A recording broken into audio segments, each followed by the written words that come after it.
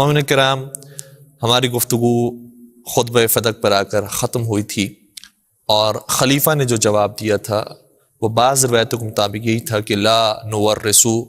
پیغمبر نے فرمایا کہ ہم میراث میں کچھ نہیں چھوڑ کر جاتے، ما ترکنا ہو صدقہ، جو کچھ ہم چھوڑ کر جاتے ہیں وہ صدقہ ہوتا ہے۔ لیکن بعض دیگر روایات کے اندر اور بھی جملے ملتے ہیں، اور کچھ علماء اہل سنت اس روایت کے ذریعے اعتراض بھی کرتے ہیں۔ وہ کہتے ہیں کہ آپ کی کتابوں کے اندر خود یہ حدیث رسول موجود ہے کہ نبی نے فرمایا ہے کہ جو کچھ ہم چھوڑ کر جاتے ہیں وہ نہ مال و دولت ہوتا ہے، نہ جاہ و شہرت ہوتا ہے، نہ حکومت اور اقتدار ہوتا ہے، بلکہ ہم جو چھوڑ کر جاتے ہیں وہ علم اور کتاب اور نبوت ہوتی ہے۔ اس لیے خود آپ کے اپنی کتابوں کے اندر آپ کے علماء نے اس بات کا اعتراف کیا ہے اور اس حدیث کو ذکر کیا ہے کہ نبی اکرم مال چھوڑ کر نہیں جاتے۔ اس کا مطلب یہ ہوا کہ فدق اگر میراث رسول کے اندر تھا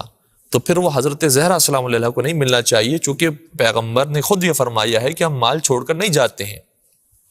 اور اس کے لیے ایک حدیث میں آپ کی خدمت میں کوٹ کروں، اور یہ بعض روایتوں کے مطابق خود خلیفہ نے اس وقت جواب کے طور پر بھی یہ بات پیش کی تھی۔ کہتے ہیں کہ میں نے رسول اکرم سے سنا تھا کہ نحن معاشر الانبیاء لا نورث، ہم گروہ انبیاء وہ ہیں کہ جو وارث نہیں بناتے،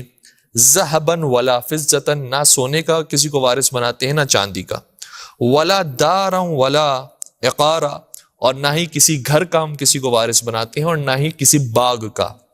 وَإِنَّمَا نُوَرِّثُ الْكِتَابَ وَالْحِكْمَةَ وَالْعِلْمَ وَالنُّبُوَّةَ، اور صرف ہم وارث بناتے ہیں تو کتاب، حکمت، علم اور نبوت کا۔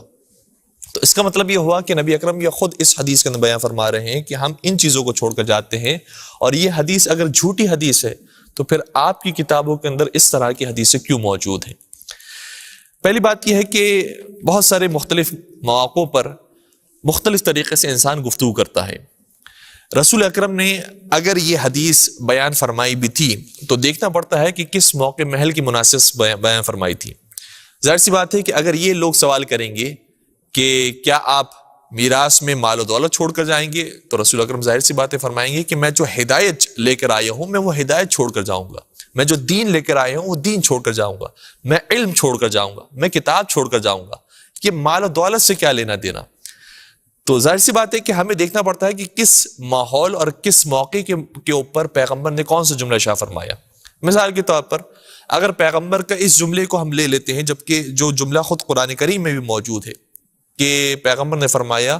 کہ انما انا بشر مثلکم، میں صرف اور صرف تمہاری طرح کا بشر ہوں۔ اگر انسان صرف اس جملے کو اٹھا لے تو اس کا مطلب یہ ہوا کہ پھر پیغمبر سے نعوذ باللہ جیسے ایک عام انسان سے، ایک عام بشر سے غلطیاں ہو سکتی ہے تو پیغمبر سے بھی نعوذ باللہ ہو سکتی ہے۔ لیکن ہمیں پوری بات کو سمجھنا ہوگا اور موقع محل کو دیکھنا ہوگا کہ پیغمبر نے جملہ کس وقت ارشاد فرمایا۔ اسی طریقے سے اس حدیث کا بھی معاملہ ہے۔ ظاہر سی بات ہے کہ اگر ہم پیغمبر سے ہٹ کر کسی عالم کی بات کریں کہ فلاں عالم، فلاں آیت اللہ، فلاں مجتہد کا انتقال ہو گیا، اس نے اپنے میراث میں کیا چھوڑا، تو جب کسی مرجع کی، کسی مجتہد کی، کسی عالم کی بات کی جائے گی تو اس کی میراث سے مراد یہ ہوگا کہ اس نے کتنی کتابیں لکھی ہیں، اس نے کتنی چیزیں اپنے فالوورز کے حوالے کی ہیں، کتنا اس نے علم کا ذخیرہ چھوڑ کر وہ اس دنیا سے رخصت ہوا ہے، کتنے اس نے درس دیے تھے، درس خارج دیے تھے، کتنے شاگردوں کو اس نے چھوڑا ہے۔ ظاہر سی بات ہے کہ اس حوالے سے بات کی جائے گی۔ لیکن اگر ہم میراث کو اس معنی میں لیں کہ بہرحال وہ عالم بھی کچھ نہ کچھ کمایا کرتا ہوگا، اس کے پاس کچھ نہ کچھ مال موجود ہوگا، بہرحال کسی گھر میں رہتا ہوگا، کوئی سواری اس کے پاس موجود ہوگی، تو وہ کسے ملے گا؟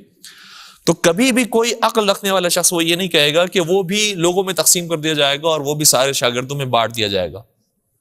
بلکہ ہر عقل مند انسان یہی کہے گا کہ وہ جو ان کی ذاتی چیزیں تھیں، وہ ان کی جو خونی رشتہ دار ہے اور ان کے جو قریبی عزیز ہیں انہی کو دیا جائے گا، جو ان کے وارث زندہ ہیں ان تک وہ مال ملے گا۔ اسی طریقے سے یہ حدیث بھی ہے۔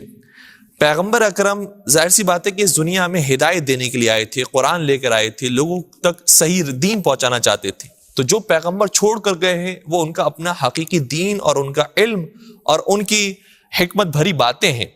لیکن اگر ان کی ذاتی زندگی کو دیکھا جائے تو ظاہر سی بات ہے کہ پیغمبر کسی گھر میں رہتے تھے، پیغمبر کے پاس ممکن ہے کوئی سواریاں ہوں، ممکن ہے کچھ لباس ہو، تو وہ کسے ملے گا؟ تو وہ امت میں تو تقسیم نہیں کیا جائے گا، وہ عوام کو تو نہیں دے دیا جائے گا، وہ اولاد ہی میں تقسیم کیا جائے گا۔ اسی لیے جب قرآن کریم نے وراثت کے مسئلے کو بیان کیا ہے اور حتیٰ انبیاء کی وراثت کے مسئلے کو بیان کیا ہے، تو بالکل صراحت کے ساتھ بیان فرمایا وَوَرِثَ سُلَيْمَانُ دَاوُودَ، سلیمان علیہ السلام وارث بنے ہیں داؤد علیہ السلام کے مال کے۔ تو اس کے اندر کوئی دو رائے نہیں ہے کہ جو ذاتی مال ہوتا ہے اس کا وارث ان کا خونی رشتہ دار، ان کا بیٹا، ان کی اولاد ہی بنتی ہے۔ اور اگر ابھی بھی یہ مسئلہ کسی کے لیے واضح نہ ہوا ہو تو میرا سوال بہت سادہ سا ہے، حضرت آدم علیہ السلام اگر اس دنیا سے گئے ہیں تو ان کا وارث کون بنا؟ حضرت حوا علیہ السلام اللہ علیہ اس دنیا سے گئی تو ان کا وارث کون بنا؟ اسی طریقے سے آپ آگے بڑھتے جائیے، حضرت نوح علیہ السلام اس دنیا سے گئے تو ان کا وارث کون بنا؟ حضرت ابراہیم علیہ السلام کے مال کا وارث کون بنا؟ کیا حضرت اسماعیل اور حضرت اسحاق کے علاوہ حضرت ابراہیم کے مال کا کوئی وارث بنا؟ یہ اسی طریقے سے حضرت موسیٰ کی ہم بات لیں، حضرت عیسیٰ علیہ السلام کی ہم بات کریں، تو جو اس دنیا سے گیا ہے، حضرت عیسیٰ علیہ السلام تو بہرحال اس دنیا میں اس عالم میں موجود ہیں، ساتویں بعض روایتوں کے مطابق چوتھے آسمان پر حضرت عیسیٰ علیہ السلام زندہ ہے، لیکن ہم ان افراد کی بات کر رہے ہیں کہ جو انبیاء تھے اور اس دنیا سے رخصت ہوئے اور قرآن نے ان کا ذکر بھی کیا ہے، تو ان کا وارث کون بنا؟ کیا امت وارث بنی؟ کیا ان کی قوم وارث بنی؟ اور پھر ایک اور عجیب بات یہ ہے کہ خود نبی اکرم وارث بنے ہیں اپنے والد اور اپنے والدہ کے مال کی۔ جب ان کے والد حضرت عبداللہ کا انتقال ہوا تو اس مال کے وارث حضرت محمد مصطفیٰ صلی اللہ علیہ وآلہ وسلم بنے۔ حضرت آمنہ سلام اللہ علیہ کا جب انتقال ہوا تو ان کے وارث حضرت محمد مصطفیٰ صلی اللہ علیہ وآلہ وسلم بنے، اور کوئی اور وارث نہیں بنا۔ اور یہ روایت بھی احکام السلطانیہ میں علامہ مردوی نے لکھی ہے، جو اہل سنت عالم دین ہے، انہوں نے اپنی کتاب کے اندر اس روایت کو لکھا ہے۔ تو جس سے ظاہر یہ ہوتا ہے کہ ظاہر سی بات ہے کہ ہر ذاتی ملکیت رکھنے والا شخص، اس کے جب موت کا وقت آئے گا تو اس کے وارث اس کی اولاد بنے گی۔